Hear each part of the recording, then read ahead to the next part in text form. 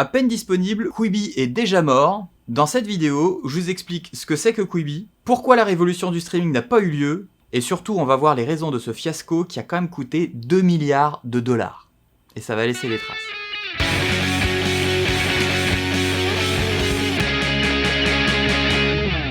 Warketeux, warketeuses, bonjour, bienvenue sur cette chaîne où on parle de marketing, de business et d'entrepreneuriat. Je suis Olivier, entrepreneur à Los Angeles, et aujourd'hui on va parler de Quibi, ce nouveau service de streaming qui était censé révolutionner le genre, et qui au final, en à peine 6 mois, ferme déjà ses portes. Quibi, c'est le diminutif de Quick Bites. Quick Bites qui en anglais veut dire des petits morceaux, des petites bouchées, des choses qu'on consomme extrêmement rapidement comme ça, sur le pouce. Et donc Quibi, c'était un nouveau service de streaming vidéo qui était seulement disponible sur les téléphones mobiles. Quibi, ça a été créé par 2 milliardaires. Alors, les dames d'abord, avec Meg Whitman, qui était la CEO de Hewlett-Packard, et puis aussi Jeffrey Katzenberg, qui est le cofondateur de DreamWorks Animation. Donc autant dire que les deux, point de vue business, ils s'y connaissent quand même pas mal. Ils ont quand même réussi à lever quasiment 2 milliards de dollars pour lancer le projet, auprès de Disney, Warner, Alibaba. Et en fait, ils sont partis de 2 constats. Le premier, que de plus en plus de gens étaient en vadrouille à droite et à gauche, et pas forcément chez eux, et que de plus, ils consommaient de plus en plus de vidéos directement sur leur téléphone. Et donc ils se sont dit, on va lancer un service de streaming un peu à la Netflix, mais seulement disponible sur les téléphones mobiles, avec que des contenus qui vont être super rapides à consommer, de moins de 10 minutes. C'est comme ça que Quibi est né, Quick Bites. Et donc en fait, cette particularité, qui est seulement disponible sur les mobiles, et des contenus qui sont très très courts, de moins de 10 minutes, c'est ça la particularité de Quibi, et en même temps, c'est aussi un petit peu son handicap. L'aventure Quibi a commencé officiellement au Super Bowl 2020, quand ils ont diffusé pour la première fois une publicité Quibi qui leur a quand même coûté 5,6 millions de dollars, juste pour 30 secondes, le Super Bowl évidemment, mais bon, avec tout l'argent qu'ils avaient levé, évidemment, ils ont pu se permettre ça, et la pub que vous voyez actuellement était surtout faite pour, d'une, teaser le nouveau service, mais surtout inviter les gens à aller sur le site, pour laisser leur email, pour savoir quand l'application allait être disponible sur leur téléphone pour pouvoir s'inscrire et commencer à regarder les vidéos. Donc c'était vraiment une campagne de recrutement en attendant le lancement de Quibi. Et donc le 6 avril 2020, Quibi se lance, et dans leur panel, ils ont quand même une 50aine de shows, ce qui est quand même plutôt pas mal pour un lancement, avec des stars d'Hollywood. Alors ils ont Anna Kendrick, ils ont Liam Hemsworth, ils ont un talk show avec un des frères Jonas, ils ont un documentaire de LeBron James, et ils ont même aussi un film avec Sophie Turner de Game of Thrones. Ils n'ont pas du lourd, mais ils ont quand même des gens qui sont quand même relativement renommés au niveau du cinéma, mais aussi au niveau des séries télé. Et donc au lancement, Quibi a 2 offres. Il y a une offre à 4,99$ avec des publicités, et une autre à 7,99$ qui enlève les pubs. Ils n'ont pas d'offre gratuite au départ, mais n'importe qui s'inscrit a tout de même 90 jours de période d'essai gratuite pour essayer la plateforme. C'est quand même 3 mois de streaming gratuit pour tester la plateforme sur son téléphone. Sauf que depuis quelques semaines, Quibi commençait déjà un petit peu à revoir leur business model en parlant de lancer une application pour les télés, sur Apple TV, sur Google Chrome, mais aussi de créer des contenus un peu plus longs, voire beaucoup plus longs, que des programmes de 10 minutes. Et quand, au bout de quelques mois, une entreprise comme ça commence à revoir un petit peu leur stratégie et à revoir leur concept et business model, c'est que ça sent pas très bon. Surtout que depuis quelques semaines, ils ont une offre très agressive, avec par exemple les gens qui ont, comme moi, T-Mobile comme plan sur leur téléphone, avec une offre de 6 mois gratos pour tester la plateforme. C'est en gros 6 mois de l'année à regarder gratuitement Quibi. Et là on se dit, ça sent vraiment le roussi. Et évidemment, ce qui devait arriver arriva. Ce 21 octobre, Quibi a annoncé officiellement qu'ils arrêtaient les frais et qu'ils allaient bientôt fermer leur plateforme de streaming. Et donc au passage, nous, on n'a pas 2 milliards de dollars à mettre dans la chaîne. Un petit pouce bleu et un petit abonnement, ça fait plaisir et ça nous aide énormément. Pourquoi l'échec de Quibi ? Parce que sur le papier, il y avait quand même un concept super fort, un concept extrêmement original, et on peut se dire un concept qui, clairement, pouvait parler aux plus jeunes qui passaient beaucoup de temps sur leur téléphone. Les créateurs de la plateforme, ces dernières semaines, ont mis quasiment l'intégralité de cet échec sur le dos du coronavirus. En disant, avec évidemment le coronavirus qui est arrivé en mars, nous le lancement en avril, ces contenus qui sont designés et qui sont conçus pour les gens qui sont à droite et à gauche, vu que les gens étaient confinés chez eux et que ils avaient autre chose à faire, et malheureusement ça n'a pas pris. Et d'ailleurs, les red flags sont arrivés quand même relativement rapidement après le lancement, puisque fin mai 2020, à peine 2 mois après le lancement du service, ils avaient recruté que 1,5 million d'abonnés sur la plateforme. Pour mettre en parallèle, un Disney+, le jour de sa dispo, ils avaient déjà 10 millions d'abonnés. Évidemment, Disney, connu pour tout ce qu'ils font, et Quibi, pas vraiment connu, mais quand même 2 milliards de dollars de levée et énormément de marketing derrière. Donc on peut se dire que 1,5 million d'abonnés en l'espace de 2 mois, c'est pas génial. Surtout que eux, leur objectif, c'était d'avoir sur l'année 7,4 millions d'abonnés en 2020. C'était pas bien parti déjà dès le départ. Deuxième problème, c'est peut-être la période d'essai de 90 jours qui était un petit peu longue. Sachant que le but c'est de transformer la période d'essai gratuite, soit transformée ensuite avec un abonnement payant. 90 jours, ça laisse le temps de regarder l'intégralité du contenu sur la plateforme, et puis après de pas forcément continuer avec un abonnement payant. Donc est-ce que ces 90 jours auraient pas dû être 30 jours ? C'est sûr que 90 c'était peut-être un peu trop agressif de leur part. Un autre point, et qui est pas forcément dans leur avantage non plus, et ce qui est dommage, c'est que c'était disponible que aux États-Unis et au Canada. Quand on a un budget aussi énorme, est-ce qu'ils auraient peut-être pas dû aussi lancer dans d'autres pays anglo-saxons ? Peut-être l'Angleterre, peut-être l'Australie, ce qu'ils ont fait après en août, mais c'était déjà trop tard. Ils l'ont pas fait, peut-être un manque à gagner, n'empêche qu'ils auraient pu le faire, c'est bien dommage. Et puis, le retour utilisateur, pour ceux qui avaient l'abonnement à 4,99 avec les pubs, était pas génial, parce que beaucoup de gens se plaignaient qu'il y avait beaucoup trop de publicité. Et c'est vrai que c'est très frustrant d'avoir un abonnement qu'on paye pour en plus avoir les publicités. Et c'est vrai qu'aujourd'hui, la plupart des plateformes du genre AMC, évidemment Netflix ou alors HBO Max, tous ces abonnements payants font en sorte qu'on a non seulement accès à la plateforme, mais en plus, dans 90% des cas, suppriment les publicités.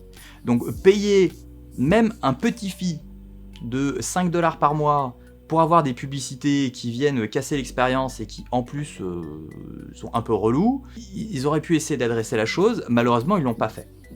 Et d'un certain côté, le problème c'est que Quibi, il faut savoir que ça coûtait extrêmement cher de créer du contenu pour la plateforme. Apparemment on parle de 100 000$ la minute de vidéo produite pour la plateforme. Donc en gros un épisode de 10 minutes c'est 1 million de dollars. Donc ça coûte excessivement cher de créer du contenu. Donc évidemment entre les abonnements et puis aussi la pub, il fallait bien amortir la chose. Et puis à côté de ça, évidemment, entre les performances qui étaient pas géniales, plus le Covid, des partenaires importants de la plateforme, du genre Pepsi, du genre Walmart, du genre Taco Bell, ils ont commencé à renégocier les termes de leur contrat qui avaient été négociés des mois et des mois en avance, sous prétexte que le budget publicité s'en était pris plein la gueule avec le Covid, mais en plus, les faibles performances en termes d'abonnés sur la plateforme de Quibi ne rendaient pas la chose facile.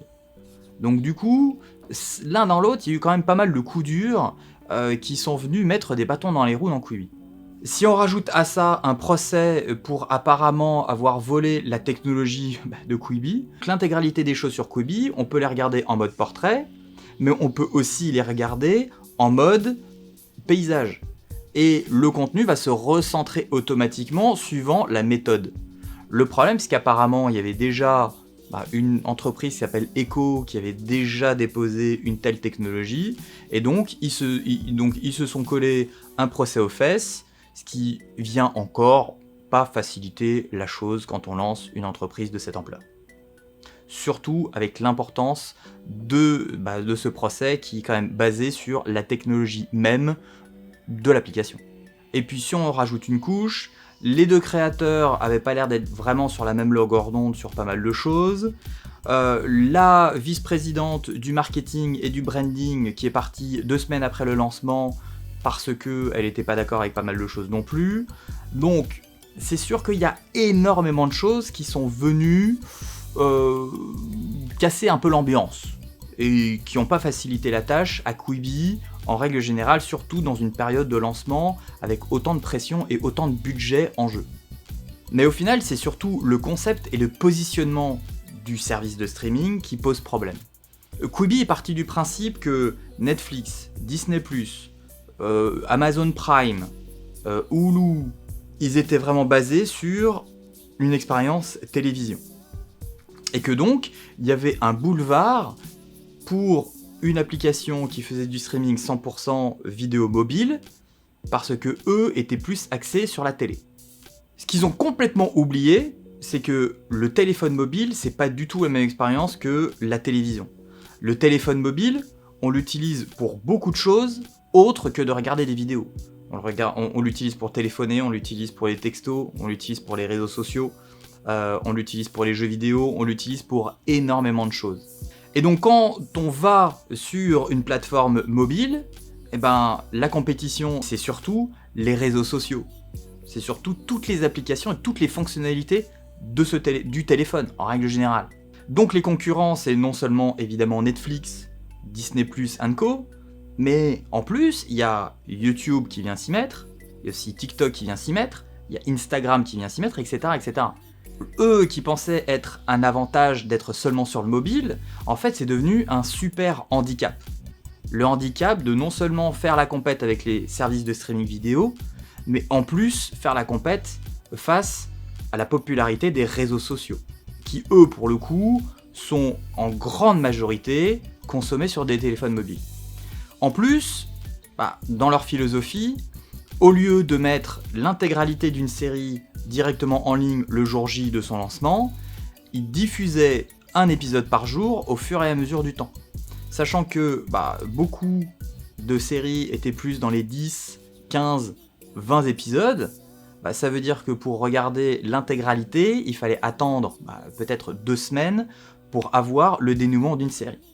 Dans un délire de binge-watching qui a quand même été créé par Netflix, où on a la possibilité de regarder l'intégralité des épisodes en une seule journée, c'est sûr qu'il y a beaucoup d'utilisateurs qui ont été extrêmement frustrés de ne pas pouvoir regarder la suite de certaines séries qu'ils adoraient. Stratégiquement, c'était très bizarre de faire ça. Sachant qu'aujourd'hui, le binge-watching, c'est un peu devenu la norme pour tous les services de streaming. Et puis, il ne faut pas oublier aussi que le téléphone mobile, quand on est devant sa télé et qu'on regarde par exemple du Netflix, le téléphone mobile, on l'utilise énormément en tant que deuxième écran. Et ce deuxième écran, il est utilisé pour envoyer des textos, il est utilisé pour pouvoir aller sur les réseaux sociaux, peut-être interagir avec ses amis, que ce soit directement relié à la série qu'on regarde ou pas. C'est un deuxième écran qui permet de faire autre chose pendant qu'on regarde la télévision. Et ça arrive de plus en plus souvent. Regarder sur le téléphone, ça enlève cette fonctionnalité de deuxième écran, de pouvoir interagir avec ses amis, c'est soit l'un, soit l'autre. Et ça, pour le coup, c'est aussi un gros handicap de la plateforme Quibi. Surtout qu'en plus, regarder une série à plusieurs sur un téléphone, c'est quand même pas génial. C'est pas très convivial. Donc regarder et partager avec d'autres personnes une même série sur Quibi, c'est quand même pas pratique du tout. Donc quand on regarde tout seul une série, ok, mais si on veut regarder avec son plus un, si on veut regarder avec sa famille, avec son frère, avec sa sœur, avec ses parents, on peut pas regarder tous ensemble la même chose. Ce qui est quand même vraiment pas pratique. Le problème, c'est que Quibi s'est rendu compte de ça et s'est dit on va lancer une application télé qui a été lancée récemment. Malheureusement, c'était déjà trop tard. Surtout que par-dessus ça, Quibi qui, pensant bien faire, dès le départ a essayer d'éviter le partage des vidéos sur Internet. Donc, pas de screenshot, pas de mèmes, pas de partage sur les réseaux sociaux. Et donc, du coup, tous les faits partageables, tous les faits de buzz qui auraient pu être créés autour des TV shows de Quibi, ça n'a pas eu lieu. Parce que les gens, non seulement ils étaient sur leur téléphone, mais en plus ils pouvaient pas, à cause des fonctionnalités, ils pouvaient pas partager sur les réseaux sociaux. Ce qui aujourd'hui est quand même la base. Et donc du coup, ils ont activé ça des semaines plus tard, mais c'était déjà encore trop tard. Il y a eu beaucoup d'effets d'amplification qui malheureusement n'a pas eu lieu. Ce qui est quand même vachement dommage. Surtout pour une plateforme qui est 100% mobile. Et puis en plus, à partir du moment où 5 mois plus tard, ils commencent à parler de donc mettre Quibi sur les télés, de commencer à faire, peut-être à produire des contenus qui font plus de 10 minutes pour les gens qui vont être devant la télé, etc. C'est sûr que quand on revoit le business model et quand on revoit le concept même, qui est le core concept de son entreprise, et c'est sûr que c'est un mauvais signe. Ça veut dire que c'est pas un bon concept et qu'il va falloir pivoter très rapidement parce que ça rapporte pas assez d'argent. Donc aujourd'hui, qu'est-ce qui va se passer ? Quibi va fermer ses portes d'ici quelques semaines. On attend une date exacte de l'arrêt de mort de Quibi. Quibi essaye de revendre son contenu à ses partenaires potentiels. Ils sont allés voir Netflix, ils sont allés voir Apple, ils sont allés voir Warner pour essayer de voir si ils peuvent pas essayer de revendre le contenu qui a déjà été créé, mais aussi les licences qui étaient censées continuer sur la longueur, pour essayer de limiter la casse, sachant que peut-être potentiellement tous les contenus qui sont aujourd'hui disponibles sur Quibi vont potentiellement passer sur Netflix, imaginons, peut-être vont être remontés pour des versions qui sont un petit peu plus longues, peut-être qu'ils vont garder cette nature de 10 minutes maximum, on ne sait pas, mais potentiellement tous les contenus qui ont été créés sur Quibi, exclusivement en tout cas pour Quibi, vont peut-être finir sur Netflix, ou peut-être sur Amazon Prime, ou peut-être sur HBO Max, sur une plateforme de streaming qui était censée être complète. Mais c'est vraiment dommage parce que Quibi était un concept qui était assez fort, peut-être un concept qui était trop marqué et trop particulier. Il y a eu beaucoup d'erreurs qui ont été faites dès son lancement, et vu le nombre d'abonnés et le nombre de gens qui sont intéressés à la plateforme, peut-être qu'ils auraient dû réagir beaucoup plus rapidement, au lieu de essayer et toujours encore et encore de rester dans le même concept. Malheureusement, après 6 mois et 2 milliards de dollars plus tard, Quibi va fermer ses portes très bientôt. Malheureusement, vous en France, vous n'aurez jamais eu la possibilité de tester Quibi. Il faut dire que vous n'avez pas raté grand-chose, très clairement. C'est un joli gâchis, mais pour un projet qui a coûté aussi cher, de limiter la casse au bout de 6 mois, je pense que c'était indispensable, parce que là, c'était malheureusement parti pour maintenir en vie quelque chose qui allait coûter des centaines de millions de dollars tous les mois à maintenir en vie. Et donc quelquefois, il vaut mieux arrêter les frais, même si ça fait très très mal, plutôt que de continuer et que ça coûte encore plus cher à maintenir. Voilà ce que je peux vous dire aujourd'hui sur Quibi, le projet à 2 milliards de dollars qui a fail monumentalement. Merci d'avoir regardé jusqu'au bout, évidemment pouce bleu si ça vous a intéressé et abonnez-vous à la chaîne si vous voulez en savoir plus sur le marketing, le business et sur tout ce qui se passe entrepreneuriat aux États-Unis. Et moi je vous dis à la prochaine dans une prochaine vidéo.